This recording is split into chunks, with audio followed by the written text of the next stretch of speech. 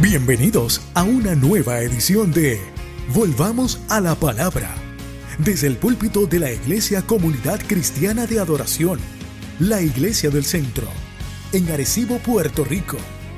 Y ahora con ustedes, en la exposición de la palabra, el pastor Gadiel Ríos.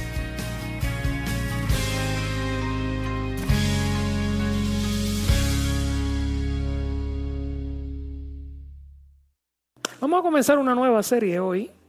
No puede ser tan larga, creo yo. Pero es una serie que va a correr las 3 cartas del apóstol Juan, escritas casi al final de la Biblia. Están por ahí cerquita. Primera de Juan, segunda de Juan y tercera. ¿Ok? Vamos a conocer estas 3 cartas. Son las tres epístolas o los 3 libros más cortos del Nuevo Testamento. De hecho, la segunda de Juan y tercera de Juan es una página. Y usted la lee en nada, ¿no?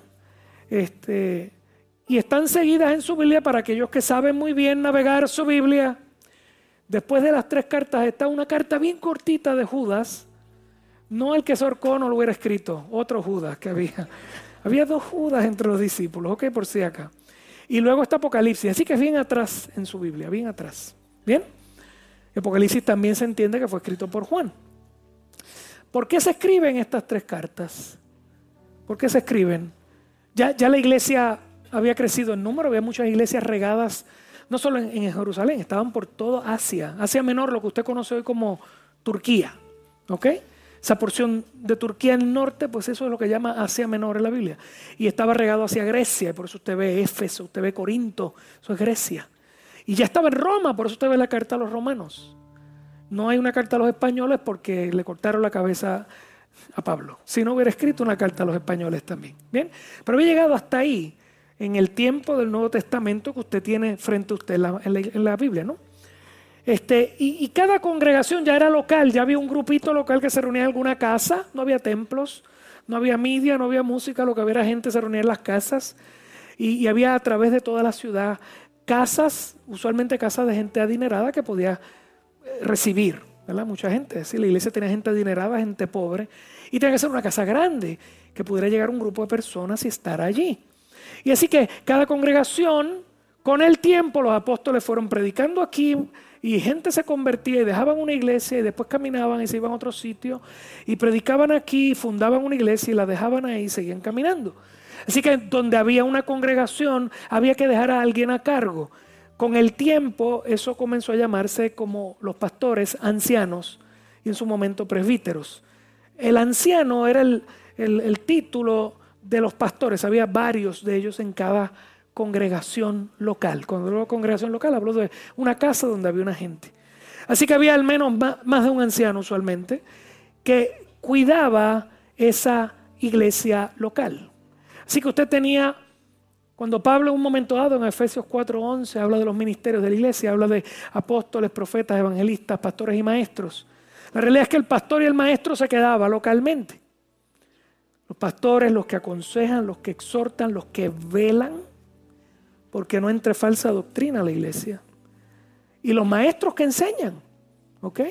Y este es el que enseña lo que estoy haciendo en esta mañana con usted.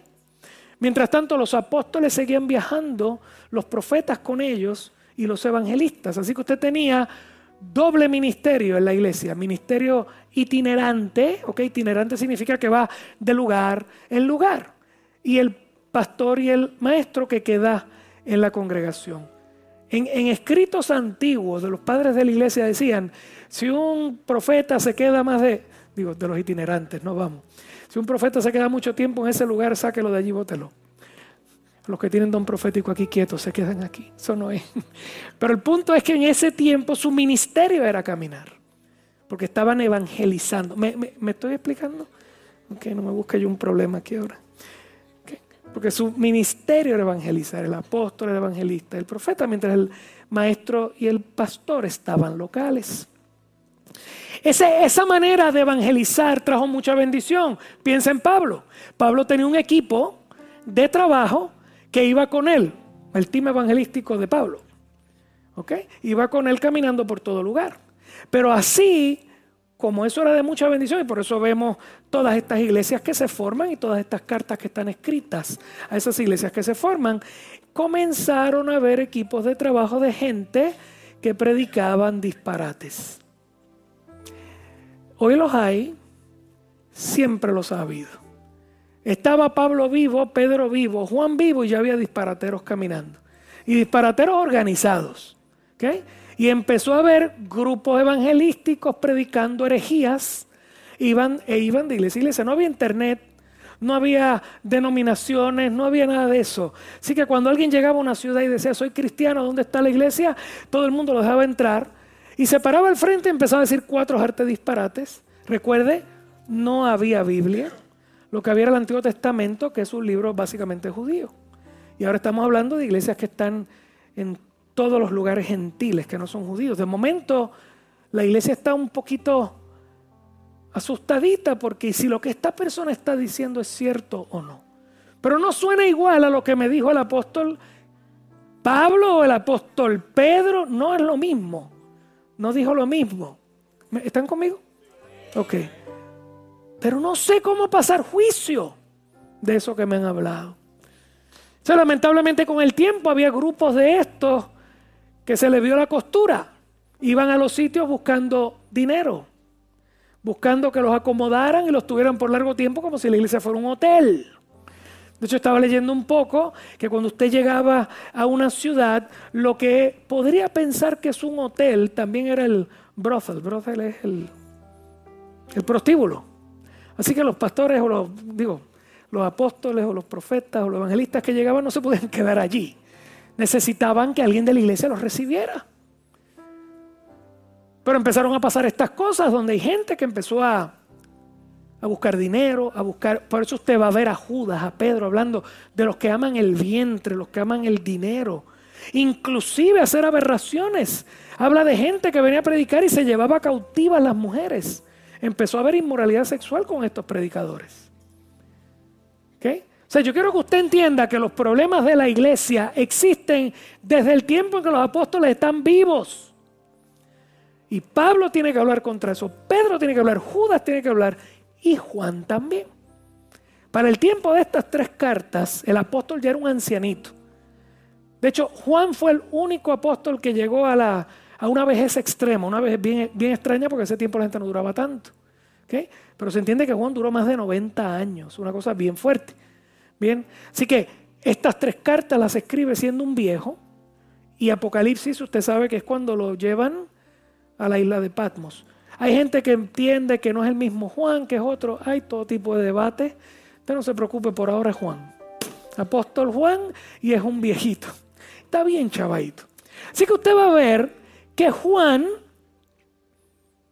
de hecho Juan después que sale la gente de Jerusalén, se riegan por todo el lugar. Juan se va a vivir a Éfeso. ¿Ok? Se lleva a María, la madre de Jesús, y la cuida en Éfeso hasta que ella muere. ¿Ok? La tradición cuenta que él cuidó a María hasta que ella muere.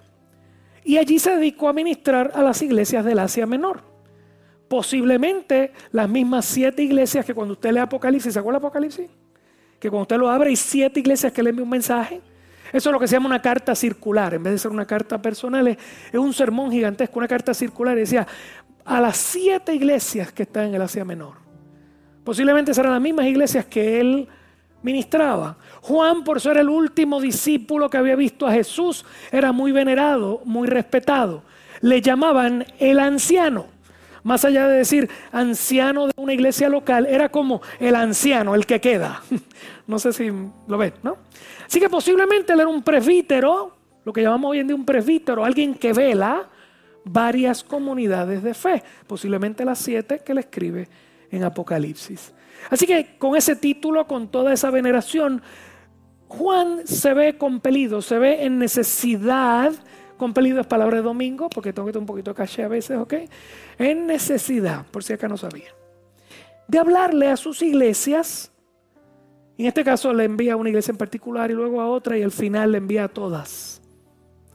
Un problema que estaba ocurriendo en esas jurisdicciones, nada diferente a lo que le pasó a Pedro, lo que le pasó a Pablo.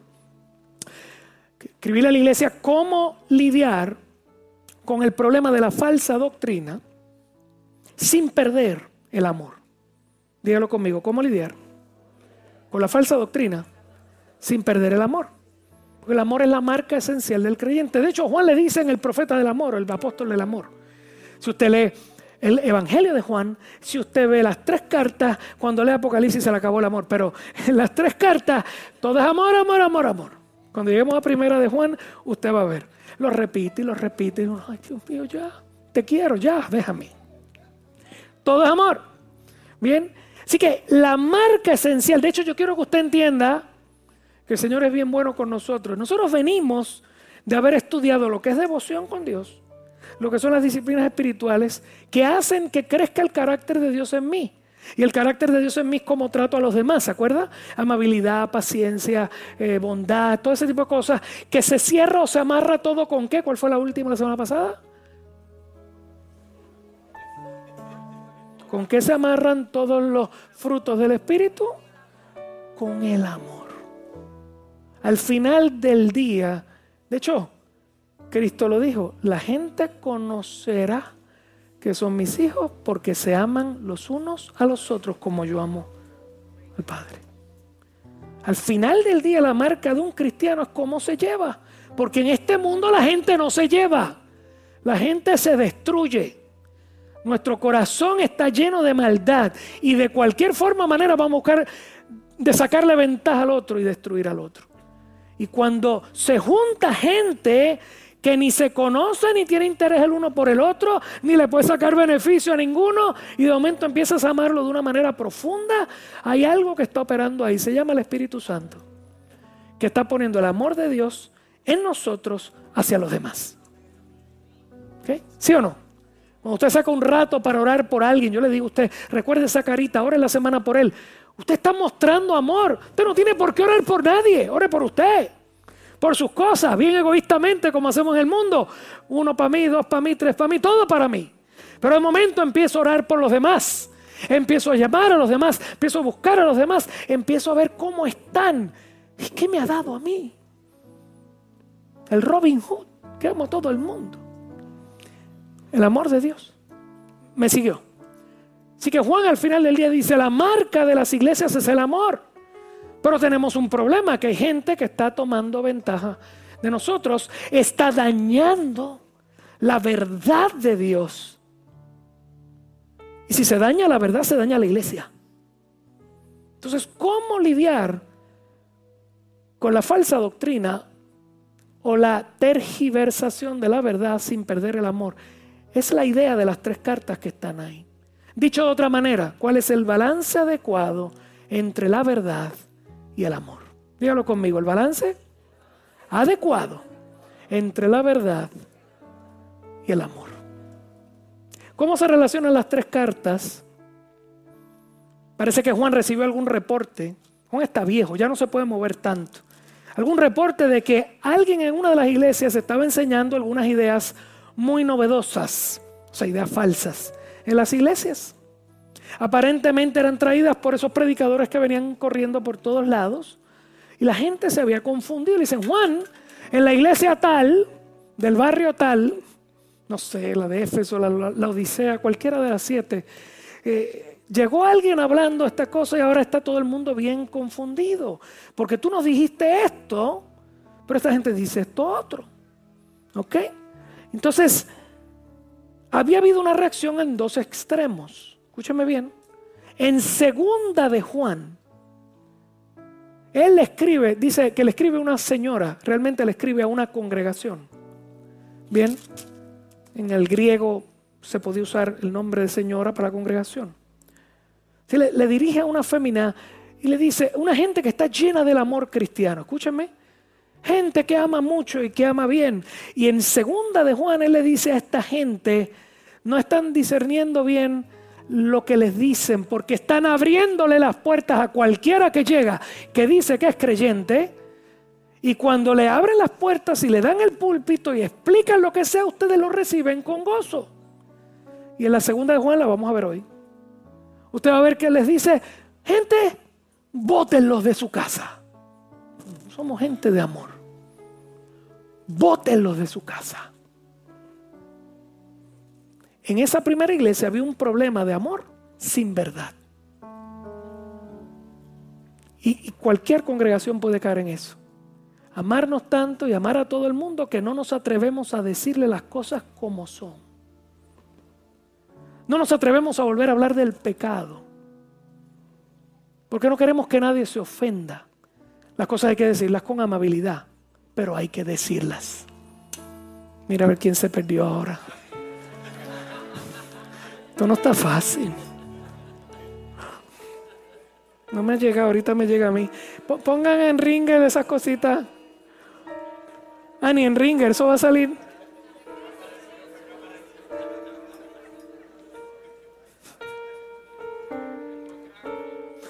Que ya lo encontraron.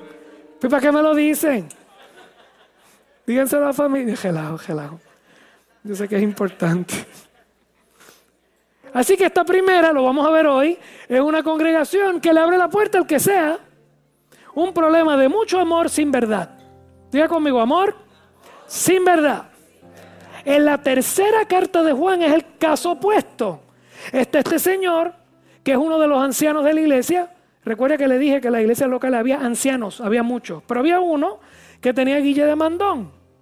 Y entonces, en ningún momento se reporta que se estaba predicando falsa doctrina allí. Pero el hombre está tan preocupado, aparentemente, con el asunto que le cierra la puerta a todo el mundo, incluyendo al apóstol Juan. Votó al apóstol de la iglesia. Eso es un problema de verdad sin amor. Mi verdad, lo único que esto es lo que es, y lo que yo digo es lo que es, y los demás no sirven. Usted va a ver que en esas dos cartas Juan las envía. A uno le corrige el problema del amor sin verdad, al otro le corrige el problema de la verdad sin amor. ¿Bien? Y les dicen ambas, son bien cortas, y dice abajo, pronto te voy a ver. Y lo cuadramos. A la primera le dice, te voy a ver porque estoy loco por estar contigo, porque qué mucho amor hay cuando te veo. Al segundo le dice, cuando llegue le voy a meter 4 palos a este tipo. Casi lo dice así. ¿Qué pasa? Que aparentemente Juan, viejito, no pudo ir. Y ahí tenemos la primera carta de Juan, que ya él no puede caminar por alguna razón. Y usted va a ver que entonces la primera carta de Juan no es una carta corta personal. La 2 y la 3 son cartas personales, cortitas. Primera de Juan es un sermón. Es una carta de 5 capítulos que corre todo esto que te he hablado una y otra y otra. Repite como 3 o 4 veces los mismos temas.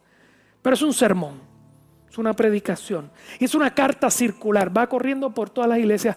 Parece que Juan, al darse cuenta que no podía caminar, no podía ir o se enfermó, dijo, pues entonces voy a escribirle todo esto. De hecho, hermanos, todas las cartas que usted ve en el Nuevo Testamento tienen ese reflejo. Los apóstoles estaban predicando, ellos daban doctrinas, se le enseñaban a los ancianos y maestros que se quedaban. Cada cual seguía predicando de boca. Y llega el punto que se dan cuenta que se van a morir o que les van a cortar la cabeza. Por lo tanto, empiezan a escribir. Pablo empieza a escribir en la cárcel todo lo que podía escribir a diferentes iglesias para dejar por escrito la doctrina de Cristo, para que no se perdiera. Es que usted y yo recibimos el Nuevo Testamento que usted tiene ahí. ¿Ok? ¿Estamos? ¿Aprendió algo hasta ahí? Así que hay algunos teólogos, hay uno que es muy importante, se llama Howard Marshall, y dice que la mejor manera de leer estas 3 cartas es empezando por la segunda y la tercera, porque fueron las previas, y luego ir a la primera. Y eso mismo vamos a hacer acá. Vamos a la segunda hoy. La semana que viene vamos a la tercera. Hay cosas que no voy a explicar todas aquí porque no nos va a dar el tiempo, así que explico un poquito hoy y explico otro la semana que viene. Pero quiero que aprendas, te disfrutes la Biblia, te lleves, porque escúchame bien, cuando leemos la Biblia, lo importante es saber cuál es el problema que el apóstol está tratando de resolver en aquel tiempo. Y luego tenemos que mirar si nosotros tenemos un problema similar. Porque lo que el Espíritu Santo diagnostica y receta para aquella gente es lo mismo que va a recetar y diagnosticar para nosotros. ¿Ok? Vaya conmigo. Segunda carta de Juan. Bien cortita, vamos a leerla. Dice así. El anciano a la señora elegida y a sus hijos, a quienes yo amo ¿En la qué? En la verdad. Y no solo yo, sino también todos los que han conocido, ¿la qué? Fíjense el énfasis que le empieza a traer. Versículo 2. A causa de la verdad que permanece en nosotros y estará para siempre con nosotros. Versículo 3. Esto es lo que le llaman el saludo. Todas las cartas tienen un saludo similar. Sea con vosotros gracia, misericordia y paz de Dios Padre y del Señor Jesucristo, Hijo del Padre. ¿Y qué dice ahí? En verdad y en amor. Esta es la iglesia del amor. Y él está con está como, ¿cómo es que le llaman a esta gente que son pasivo-agresivos? Juan está, ¿verdad? La verdad, la verdad, la verdad. Miren cómo, en verdad y en amor. Fíjense que este es el saludo, esto es un saludo típico. Si usted ve las cartas de Pedro, de Pablo, todo eso igual. Se presenta primero el que escribe, luego aquí él lo escribe y les da un saludo hermoso y maybe después un poquito de una oración de lo feliz que está por todas las cosas que están pasando. Lo vamos a ver ahora. Pablo es igual, Pedro es igual, Juan es igual. Así que este es el típico saludo en el tiempo del tiempo bíblico, ¿no? En esta época. Así que mire que Juan va a saludar a esta iglesia y fíjese las veces que repite, Juan repite mucho, las veces que repite el término la verdad. ¿Qué es la verdad? ¿De qué él está hablando ahí? Sencillo, la doctrina de Cristo en el Evangelio. ¿Sí o no? ¿Quién es el Padre? ¿Quién es el Hijo? ¿Quién es el Espíritu Santo? ¿Cuál es nuestro problema? ¿Cuál es la solución de Dios para nuestro problema? ¿Por qué Cristo fue encarnado? ¿Por qué vivió? ¿Por qué murió en la cruz? ¿Qué hizo eso por mí? ¿Por qué resucita? ¿Dónde está Cristo hoy? ¿Y qué va a ocurrir después? Todo lo que conocemos como doctrina cristiana que nos permite entender quiénes somos, nuestra relación con Dios, qué puede ocurrir si la resolvemos, porque Cristo la resolvió para nosotros. ¿Y hacia dónde vamos? ¿Cuál es nuestra eternidad? Esa es la verdad que está escrita en el Evangelio. Obviamente no va a tocar todo el tema aquí, pero quiero que entiendas de qué él está hablando. Las cosas que has escuchado de todos los apóstoles que vinieron a predicarte, en este caso él, que escuchó directamente de Cristo las verdades del Evangelio, que vio, que entendió, que recibió el Espíritu Santo y conoció las cosas de Dios y se las explica a esta gente. ¿Y qué es la verdad? Di conmigo, la verdad es la doctrina del Evangelio de Cristo. ¿Por qué él toca tanto el tema a esta gente? Está haciendo embocadura, está empezando a decirle, es importante creer y defender lo correcto. Es importante creer y defender lo correcto. Nuestra relación con Dios es verdad y amor. Y gente, la verdad no es negociable. La doctrina correcta no es negociable. Posible que a veces se nos haga un poco difícil entender algunos puntos de la doctrina. Venga los viernes y escuchará a su pastor tratar de explicarse. ¿Cuántos han estado aquí los viernes en Romano? Romano es carne brutal. Romano es steak gordo, así terquible, que hay que picarlo con... Pero los que han estado aquí se lo han disfrutado. ¿Ok? Ya el primer mes de septiembre nos vamos a Romanos 8. Y hemos corrido todo el año, Romanos 1 al 7. Terminamos este viernes. Fue bien bueno. Ahí está la verdad. Ahí estamos aprendiéndolo. Versículos 4 al 6. Mucho me regocijé porque he hallado a alguno de tus hijos andando ¿en qué? Otra vez. Juan, cállate ya. Andando en la verdad. Me regocijo que hay gente que está haciendo las cosas bien. Que lo que les he predicado en la congregación, las cosas están corriendo según yo les dije. Conforme al mandamiento que recibimos del Padre. Fíjense, tus hijos andando en la verdad. ¿Conforme a qué? A lo que recibimos del Padre. Versículo 5. Y por ahí va ahora. Y ahora te ruego, Señora, no como escribiéndote un nuevo mandamiento, sino el que hemos tenido desde el principio. ¿Quién dio este mandamiento? Jesucristo. Que nos amemos los unos a los otros. Juan vuelve a tocar el tema del amor. Dice, el primer mandamiento, el que tú llevas muy bien, y te lo recuerdo porque sé que lo haces muy bien. El primer mandamiento es que nos amemos los unos a los otros. 6. Y este es el amor, que andemos según su mandamiento. Eso parece como un trabalengua, se lo voy a explicar ahora. Y este es el amor, que andemos según sus mandamientos. Y este es el mandamiento, que andéis en amor, como vosotros habéis oído desde el principio. Le dije que Juan repite mucho las cosas. Bien, Juan está contento de saber que esta congregación está firme en la doctrina bíblica, que hay gente que la está viviendo bien, escuche, que viven cada día aplicando el mandamiento de Dios.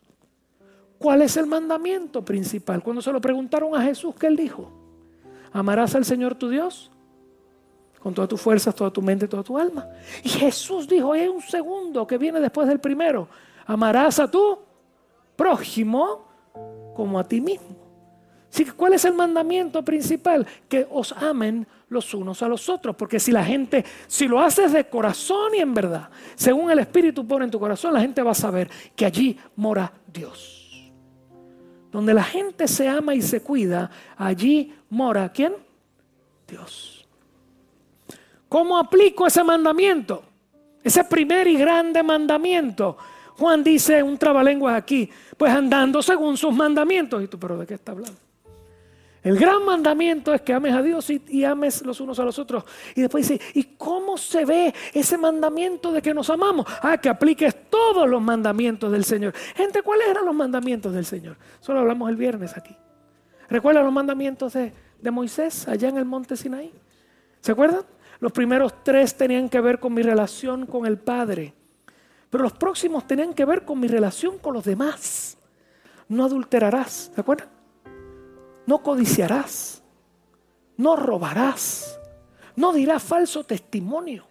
Tiene que ver con tratar bien a los demás. Dice, entonces, ¿cuál es el gran mandamiento? Que ames a los demás como a ti mismo. ¿Y cómo se aplica? En nuestras relaciones diarias los unos con los otros. Y Juan está diciendo, me da gusto saber que se están amando un montón, que se están cuidando un montón. Quiere decir que recibieron la doctrina de Cristo, la entendieron y la están llevando a cabo. Una iglesia de amor, una iglesia de cuidado, una iglesia que la gente los mira de afuera y dicen, excelente. Nosotros vamos por ahí. Ay Dios, nadie lo cree. Miren, si el guilla que yo me doy afuera cuando alguien me pregunta cómo está la congregación y yo...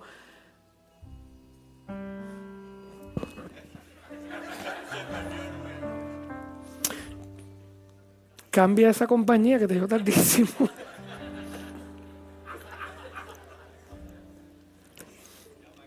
Ya para que ella se murió. Es broma, es broma. Cuando la gente me pregunta acerca de esta congregación, lo voy a decir y si alguien se atreve a hacer uno. Gracias, Señor, que en nuestra congregación no hay chismes, no hay revoluciones, no hay divisiones. Esta casa nos amamos. Dese un aplauso a usted porque usted sigue los mandamientos del Padre. Eso no significa que seamos fáciles. No. Aquí hay fáciles y unos menos fáciles. Pero nos queremos. Nos mordemos la lengua y abrazamos. Y si hay algo hay que cortarlo ahí rápido. ¿Sí o no? Y tenemos que aprender a ser amables los unos con los otros, pacientes los unos con los otros. Todas esas cosas que aprendimos durante estos últimos 6 meses. Porque eso es ser iglesia de Dios. La gente va a saber que Dios está aquí, que conocemos su evangelio por la manera en que nos tratamos los unos a los otros, no por lo que decimos.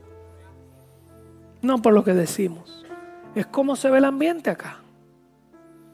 Cuando llega, usted a veces, hay gente que yo sé que es awkward. Para algunos de ustedes que oren los unos por los otros, yo sé que no todos somos iguales, hay gente que es bien tímida. Pero hermano, yo quiero que usted entienda por qué los mando a orar los unos por los otros. Porque el amor tiene que ser práctico. Si tú estás aquí, sales corriendo a tu casa y no vuelves a hablar con nadie en la semana, tú no te estás relacionando con la iglesia. ¿Ok? Prende el nombre de alguien. Como le he dicho en otras ocasiones, un ser humano normal, algunos que son fiesteros, pero un ser humano normal va a conocer 50, 60 personas en el span de su vida y sus amigos no pasan de 6 u 8. Eso te va a pasar aquí también. Hay 6 u 8 personas que son tu entorno. Tú los quieres, ellos te quieren. Eso no es hacer grupitos, eso es normal. ¿Ok? Y al menos eso los tiene que tener primero. Y aquí hay gente que yo creo que no tiene nada. Tiene que tener amigos aquí. Sí, eso es parte de una interacción saludable. Y luego, fuera de ese grupo, hay que bendecir a otros aunque no los conozcamos. ¿No? ¿Me entiende? Llorad con los que lloran, reír con los que ríen. ¿Qué tiene que ver? Tiene que ver con sentimientos, con emociones, con dar mi vida por otro. Y si lo practicamos, y aquí lo hacemos, y todo lo que yo he enseñado este último año, espero que lo hagamos aún más, para que la gente afuera venga y diga, aquí está el Señor. Porque esta gente tiene el amor de Dios que se le sale por las venas. ¿Lo vio? Ok. Tienen el amor de Dios que se les sale por los poros, no por las venas. Si se te salen por las venas te mueres, por los poros. ¿Lo entendieron? Ok. Otra vez. ¿Cómo aplico el que andamos en el mandamiento de Dios? Pues porque andamos en sus mandamientos. ¿Qué significa? Que estamos en comunión los unos con los otros, que aplicamos el fruto del Espíritu en nuestras relaciones, todo lo que aprendimos durante este semestre, y que ministramos a través de los dones espirituales. He hablado de eso 2 veces aquí, voy a volver a hablar después de esta serie. Cómo Dios me capacita espiritualmente para bendecir a la gente que está en necesidad. Y cuando tú te vas a orar por alguien, tú estás ministrando en el Espíritu y Dios te va a usar. Tú no necesitas un súper predicador, un súper apostolazo, no necesitas nada de eso. Necesitamos una iglesia que se cuide, que ore, que interceda, que ponga las manos encima del otro.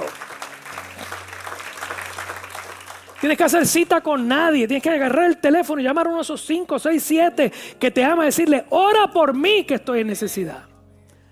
Y que la persona que te ama sepa que te puede llamar en cualquier momento. Y tú vas a dejar lo que estás haciendo para interceder al Padre por él. Y que si hay que salir corriendo para ir a abrazar, vas a ir a abrazar. Y si hay una necesidad mayor, correrás a la iglesia. Hay una crisis y entre todos buscamos cómo ayudar. Y tú sabes, porque lo hemos hablado aquí, que gran parte del dinero que tú das aquí está guardado para bendecir. Eso no hay que decirlo, pero se bendice a toda la gente que está aquí cuando hay momentos de necesidad. Eso es ser iglesia. Y Juan está hablando de eso. Ustedes andan en esos mandamientos. ¡Qué lindo! Tu gente está brutal. Juan va a hablar de esto repetidamente en todas las cartas. Así que aguante, que repetiremos lo mismo hasta un ratito. Pero se nos va a quedar.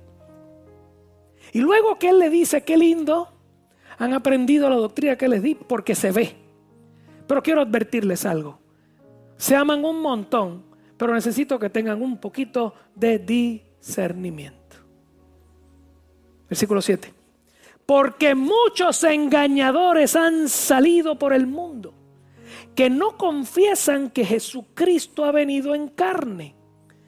Quien esto hace es el engañador y el anticristo. Mirad por vosotros mismos, para que no perdáis el fruto de vuestro trabajo, después que han luchado tanto, se rompa la iglesia en pedazos, sino que recibáis el galardón completo.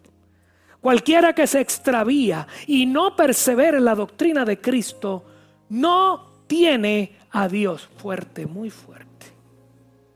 El que persevera en la doctrina de Cristo, ese sí tiene al Padre y al Hijo. Versículo 10, aquí es que a Juan se le va el amor pasivo-agresivo. Si alguno viene a vosotros y no trae esta doctrina, no lo recibas en casa ni le digas bienvenido, porque el que le dice bienvenido participa en sus malas obras. Aleluya.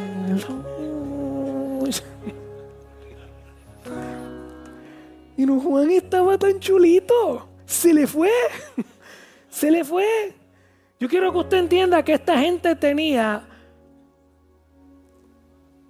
una pasión por la verdad. Pablo es igual. Lea Gálatas. En todas las cartas ellos saludan. Pablo en Gálatas ni saluda. Ni saluda. Le tira pero con un bate y con...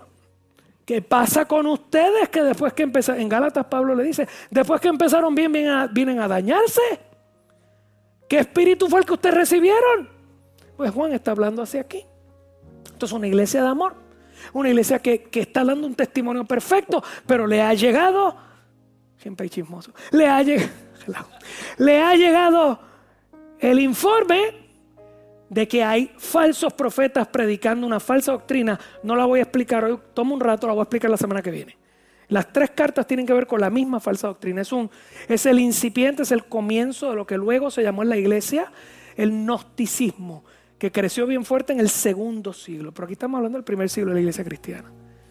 Así que lo que luego viene a ser el gnosticismo es lo que Juan empieza a ver ahí.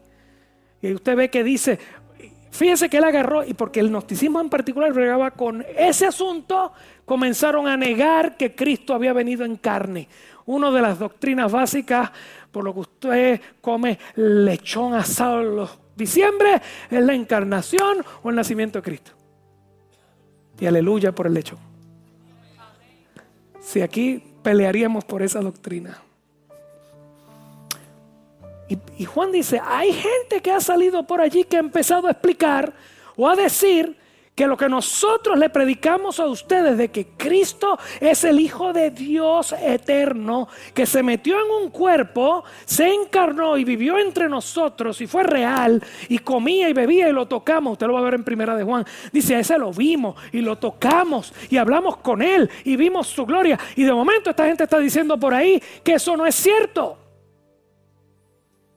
Que el Hijo no se encarnó en Jesús, que Jesús es una mentira. Y el problema es que ustedes los han dejado entrar en la congregación. Los han llevado a sus casas. Les han dado el púlpito y han escuchado sus aberraciones.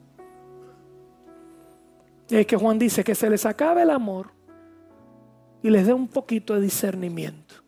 Aquel que no proclama la doctrina del Evangelio, ni lo recibas. Fíjense cómo él dice, vas a perder lo que has ganado. Yo quiero que usted sepa que para mí esto es un problema bien grave. Porque los pastores de esta casa, los ancianos de esta casa, somos los responsables de que quien viene acá, quien habla, quien enseña o cualquier cosa que enseñamos aquí, esté acorde con al menos los principios básicos de doctrina. Hay muchas cosas en que tenemos diferencias de ideas. Escúcheme bien, la iglesia entera, muchas cosas que tenemos diferencias. El modo del servicio, el culto. Hay iglesias que bautizan al niño, nosotros bautizamos al adulto. Y hay gente que tiene una liturgia bien formal y lleva el culto bien formal. Nosotros somos un poquito más pachangueros y hay otros que son más pachangueros que nosotros. Y cómo se visten, y algunos están más esporios, otros así. Son diferencias que pues no las acepto allá, o tú no aceptas esta otra, gente que viene aquí no le gusta, pero son periferales. Pero hay ciertos asuntos doctrinales que no podemos negociar. La verdad del Padre, la verdad del Hijo, la verdad del Espíritu Santo, el modo de la salvación, hacia dónde vamos, cómo es que somos salvos, cómo es la vida del creyente. Y nosotros aquí estamos, llevamos 20 años tratando de predicar esa doctrina con cuidado. Si usted me va a ver a veces que soy un poco parco en traer gente acá, necesito que alguien lo haya escuchado 20 veces o yo voy y lo escucho. Y con todo y eso se lo he dicho 1000 veces, hay gente que vamos a traer, va a estar aquí, va a decir algo que no estamos de acuerdo, pero para eso yo les enseño la Biblia, para el discernimiento. Fíjense que Juan lo que le está diciendo, por favor usen discernimiento. Discernimiento es discernir. Cuando tú vas a pueblo,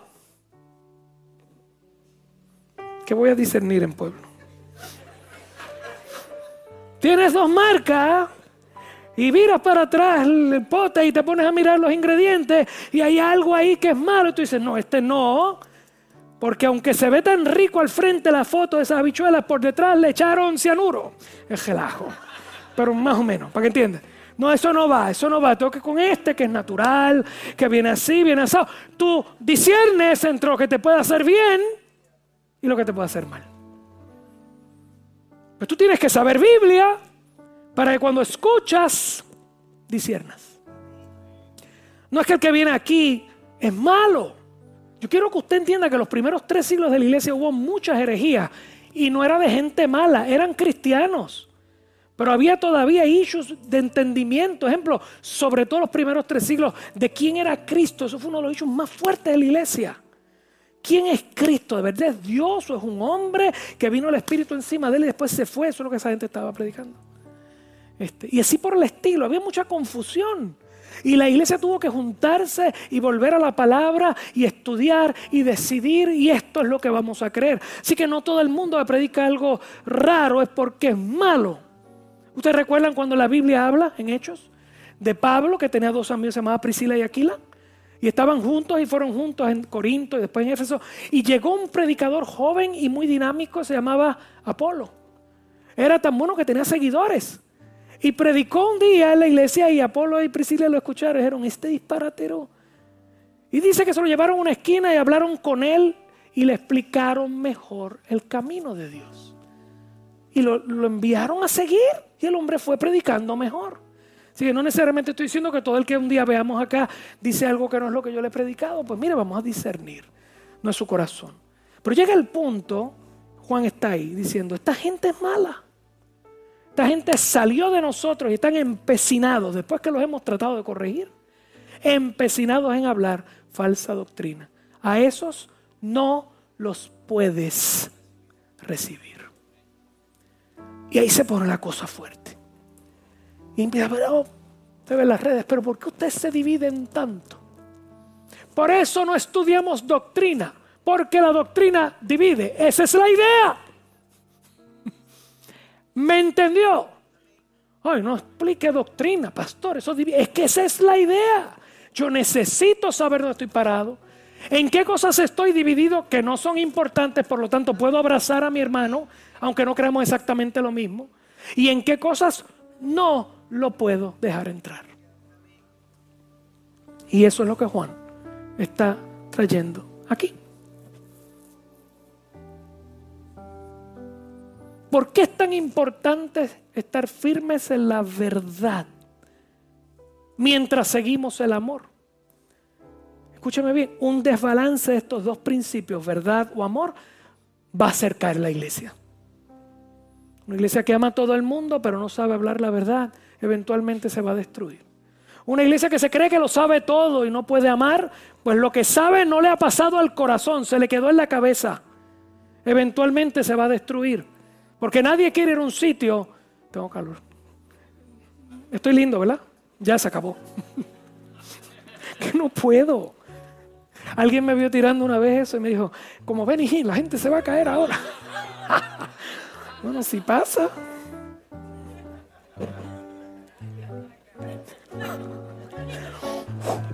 Javi, ¿te caíste? Relajando un día pasa y vamos a callar todos aquí. Porque el desbalance de estos 2 principios va a hacer caer el edificio de la iglesia. Y por eso cierro. Juan les dice, no sean tan amables, tan amistosos y tan amorosos que se les olvide la verdad. Concluye la carta. Versículos 12 y 13. Léalo conmigo, cerramos aquí. Tengo mucho... Otra vez. ¿Cuánta gente se ha perdido hoy? 1, 2 y 3. Tengo muchas cosas que escribiros, pero no he querido hacerlos por medio del papel y tinta. Pues espero ir a vosotros y hablar cara a cara para que nuestro gozo sea, en este caso de la iglesia que es tan amorosa, le está loco por verlo porque cuando se ven es una fiesta. La semana que viene veremos la otra carta donde dice cuando lo vea lo agarro y donde lo coja 3 pescozones. Eso es la semana que viene. Pero ahora está feliz. Quiero verte. Y yo quiero que me entiendas algo. Y es un principio que está ahí, que no es exactamente lo que Él quiere hablar, pero es importante para nosotros. Dios te bendice cuando vienes a congregarte. Es lindo llamarnos, es lindo ver las redes, es lindo ver un buen predicador de vez en cuando y hasta las predicaciones de aquí. Pero Dios te bendice aquí. Cuando los vea cara a cara y nuestro gozo sea cumplido. Hay algo que Dios hace en tu espíritu y en tu corazón que no lo puede hacer en tu casa. Tienes que cuidar la disciplina de congregarte. ¿Okay? Inclusive cuando hay días que no son tan buenos, que no le estás pasando bien con un hermano en la fe, tienes que cuidar la disciplina de congregarte. ¿Ok? Se lo dije antes, se lo vuelvo a decir ahora.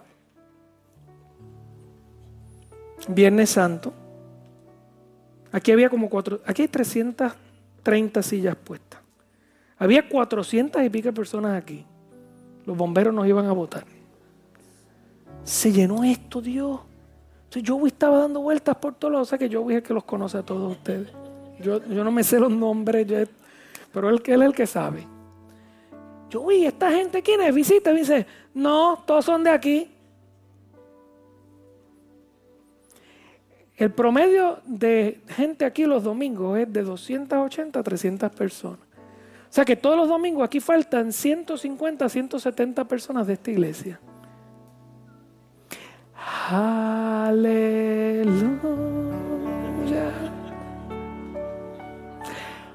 Completito. Aleluya.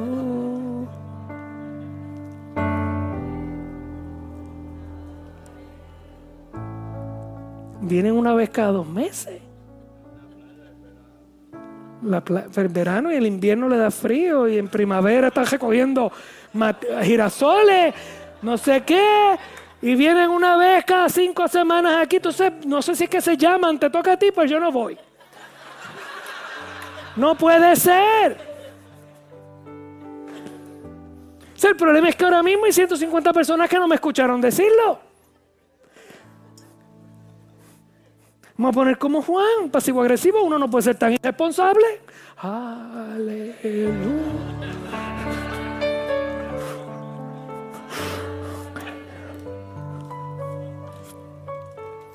Estoy loco por verlos cara a cara para que nuestro gozo sea cumplido. ¿Ok? Hay cosas que Dios hace aquí que no las va a hacer fuera de aquí. Y si Dios te puso en este lugar, esta es tu casa. O sea que hay cosas que Dios no va a hacer contigo si te vas a otra congregación, igual que otro hermano que venga acá. Hasta que Dios no te dé permiso de salir de aquí, que te lo puede dar y te vamos a enviar con papeles. Sin problema, con papeles. Así que tiene que ser. Y el que llega debería llegar con papeles. Si no tiene papeles, pues facsímil razonable.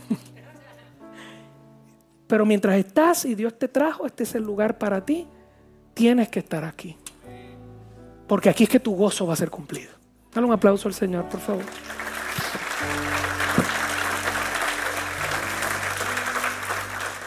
Así que cerrando, no puede ser. Las 11:30 yo acabé. Pero fue como el grano, ¿verdad? El amor entre nosotros es la prueba de que somos hijos de Dios. Repito, todo el mundo aquí. El amor entre nosotros es la prueba de que somos hijos de Dios. Pero este amor tiene que ser atemperado con la verdad de Dios. Y que es la verdad, los principios bíblicos que definen nuestra fe y que no son negociables. Yo quiero que usted entienda, esto lo voy a hablar hoy con los chicos y es lo que hemos estado hablando todo el tiempo. Nosotros vivimos en una época relativista. Este último siglo ha sido un siglo intensamente difícil para las filosofías del ser humano en contra de la filosofía cristiana de vida. Los cristianos creemos que Dios es eterno, que Él existía en el pasado. Los cristianos creemos que Él hizo una creación y nos puso ahí a nosotros un lugar perfecto para relacionarnos con Él y con el mundo que Él creó. Y que nosotros le dimos la espalda a Dios y que la situación de vida del ser humano en esta tierra tiene que ver con esa rebeldía.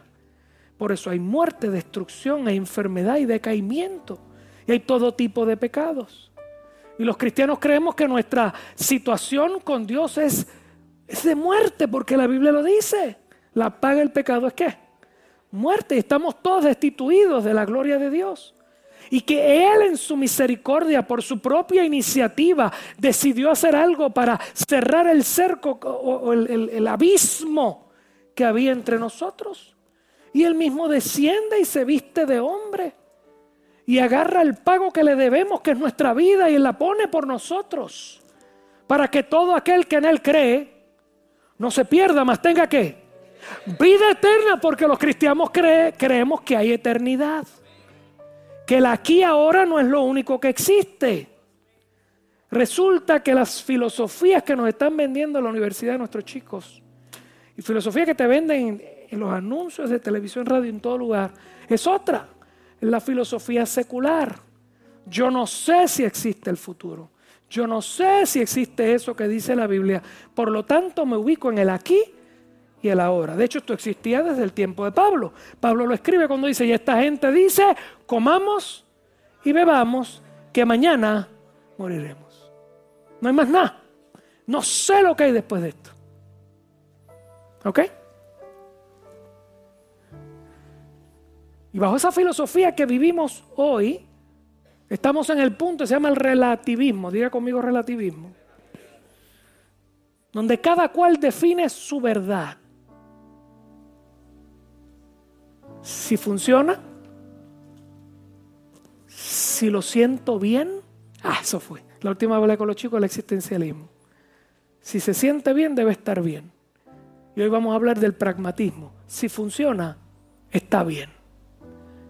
Si lo que hago me gusta, debe ser bueno. Si a ti no te gusta, no es bueno para ti, pero es bueno para mí.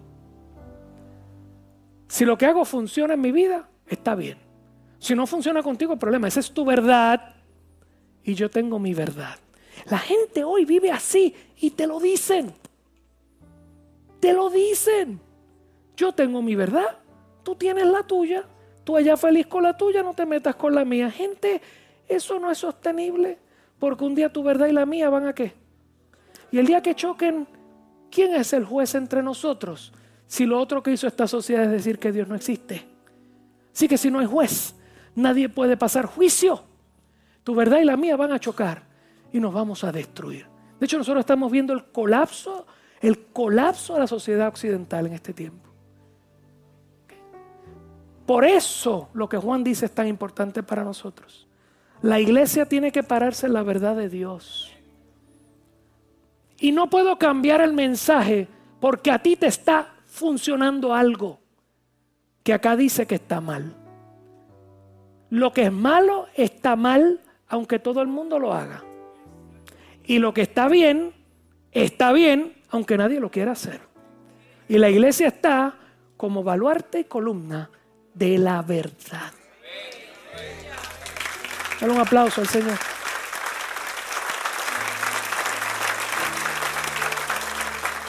¿Cómo con amor le predicamos a este mundo? El camino por donde andas te va a destruir, porque eso está mal aunque te guste o te funcione. Te va a destruir. Y si no te destruye en esta vida, te destruye la que viene. De eso está hablando Juan. Y esa es la aplicación para nosotros hoy. Que cuidemos lo que creemos y que amemos. Las dos cosas tienen que ocurrir. Si has sido edificado con este programa y deseas obtener más información sobre nuestros servicios congregacionales, puedes acceder a nuestra página web en www.laiglesiadelcentro.com. También puedes escribirnos a Volvamos a la Palabra, P.O. Box 141355, Arecibo, Puerto Rico 00614. Nuevamente, gracias por sintonizarnos y te esperamos en nuestra próxima edición de Volvamos a la Palabra, a esta misma hora, por esta misma emisora. Que la paz y la gracia de Dios sea sobre ti en este día del Señor.